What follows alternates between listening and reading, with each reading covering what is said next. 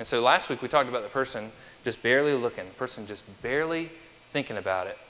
This week we're talking about the person that's dipping their finger in the water. I appreciate it, Bryce. And so we're using this one scripture from last week as well and leading into this. Stage 2 is a person that has come on the arm of a trusted friend to worship. Have you ever invited someone to worship?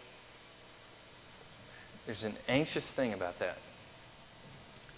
You want things to go well because your reputation is staked on it.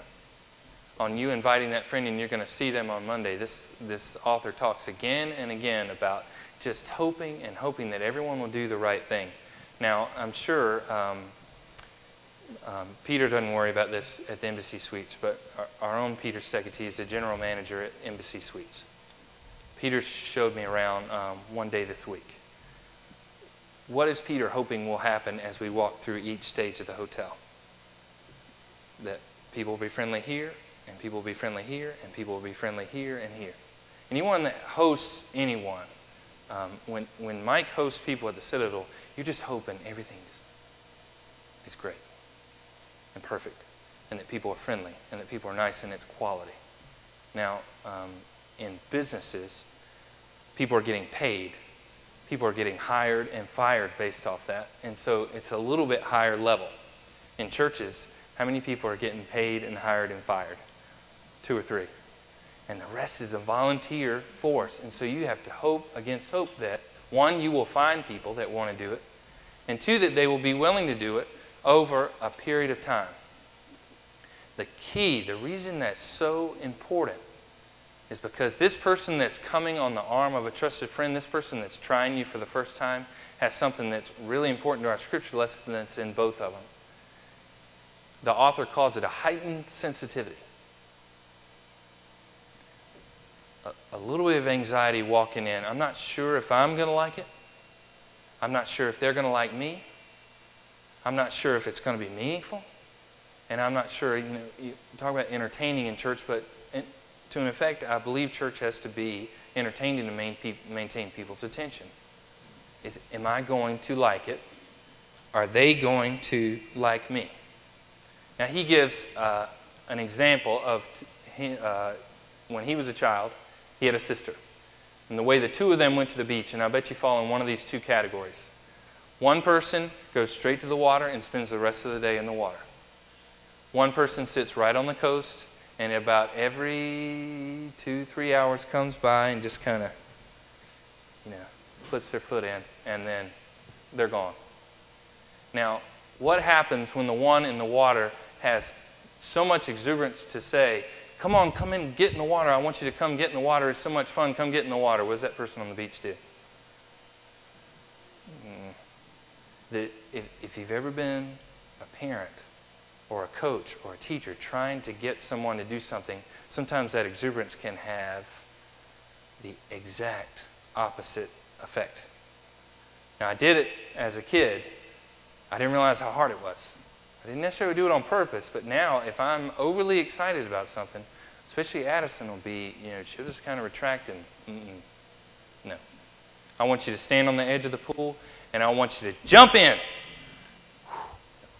Yeah, hopeless. She's not going to do that. That exuberance kind of has the opposite effect. And so as a volunteer, as a Christian, as a person in this church, you're thinking, all right, you want me to be friendly, but there's a danger of being overly friendly. What do you want me to do? We're just trying here. Well, we give it our best shot. We give it our best shot to be an easy, calm presence that's excited about what they're doing. Now, I've got 2 examples that I'm going to show you. I've steered away from sports illustrations for a long time now, and you know what? August is coming, and so it's over. August is here. September is coming. It's time for college football illustrations. Now, before you start, I thought long and hard about which one I was going to choose. Do I go with my team? Do I try to be a good sport and go with the opposite team? I ultimately went with the 2 major institutions in this state, of which I'm making no statement of either. I'm not making any statements about rectangle tables or circle tables. Democrats or Republicans, or Clemson, Carolina. Okay, I'm simply showing you the facts. And Cooper, if you go turn the lights off. I want you to watch these 2 video clips. We're going to compare and contrast. I'm going to say what's similar, what's different. Okay? Ooh.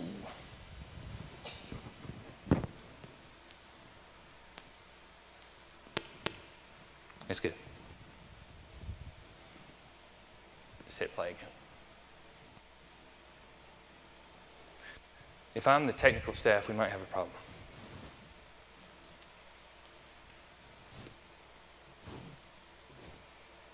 Why are they doing it? Hit play again.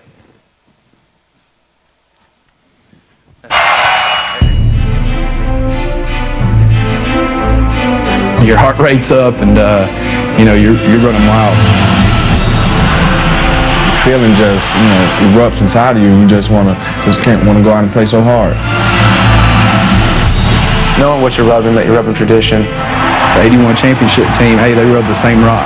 You know, they were at the same place, and it's just a special thing for us in Clemson football. And you know, when we go out and rub that rock, the fans go crazy, and felt like it's the best entrance in college football. And all it does is throw gas on a fire. You know, your emotions are already running high because you're about to play a game. And at that point, you understand that, you know, it's about to go down. Time's up. Time for kickoff. I couldn't breathe.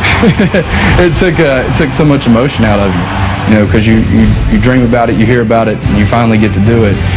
It's electrifying playing in front of 88,000 people and rubbing that rock, shoot off a cannon, you run down the hill. You're ready to play once you get your breath back. Jeff Boston. Okay, now I want you to watch the other one.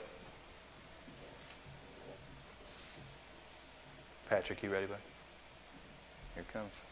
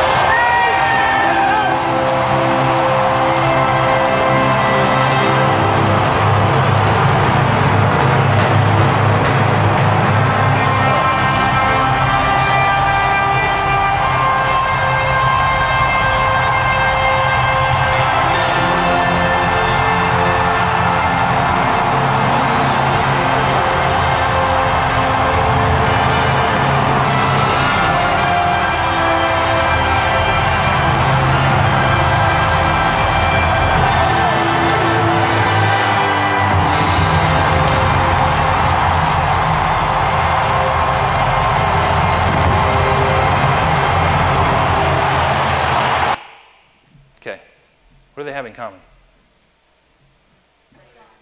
What? But yeah, higher and loud. Very loud. What else? A lot of excitement. I'm about to. We still have another 10 days or 12 days, something like that, before it starts. But I'm excited. Things that are different is they're obviously different teams, but they have the same goal as the home team doing that thing in the very beginning. And it's the same as any great atmosphere will do. You're not welcome here if you're wearing the other color. You're not welcome here. You dress differently, you think differently, and you are not a person of sacred worth. That's what they're telling you if you're wearing a different color in that stadium. Our main purpose is to embrace our own people and disrupt everything you're trying to do. And you think about being the visiting team coming into that environment, and being a visiting fan coming in that environment is rather difficult. I remember when the Panthers were going to the Philadelphia for the playoffs, and they were on the radio in Charlotte saying, don't wear your Panther stuff.